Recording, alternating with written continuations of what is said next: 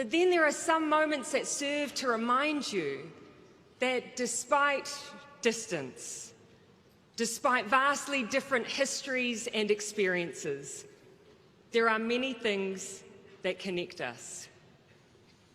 In June 1989, the Prime Minister of Pakistan stood on this spot and delivered the commencement address titled, "Democratic Nations Must Unite." She spoke about her journey, the importance of citizenry, representative government, human rights, and democracy. I met Benazir Bhutto in Geneva in June of 2007. We both attended a conference that drew together progressive parties from around the world. 7 months later, she was assassinated. Now, there will be opinions and differing perspectives written about all of us as political leaders. Two things that history will not contest about Benazir Bhutto. She was the first Muslim female Prime Minister elected in an Islamic country when women in power was a rare thing.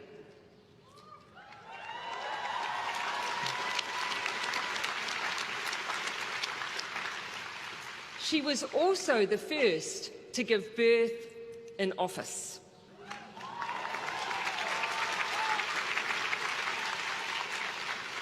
The second and only other leader to have given birth in office almost 30 years later was me.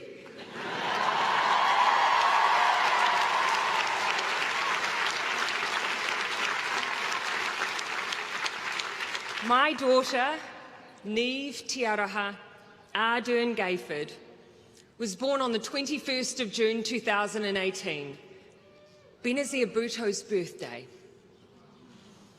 The path she carved as a woman feels as relevant today as it was decades ago.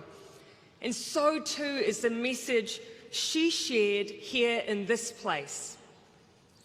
She said, partway through her speech in 1989, the following: "We must realise that democracy can be fragile."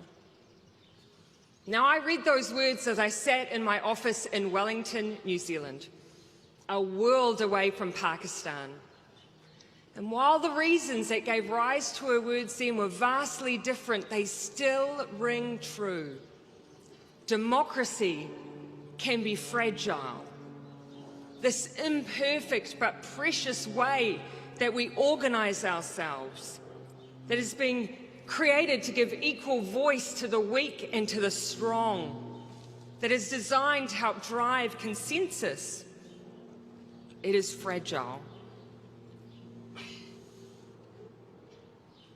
For years, it feels as though we have assumed that the fragility of democracy was determined by duration, that somehow the strength of your democracy was like a marriage. The longer you'd been in it, the more likely it was to stick. But that takes so much for granted. It ignores the fact that the foundation of a strong democracy includes trust in institutions, experts and government, and that this can be built up over decades but torn down in mere years.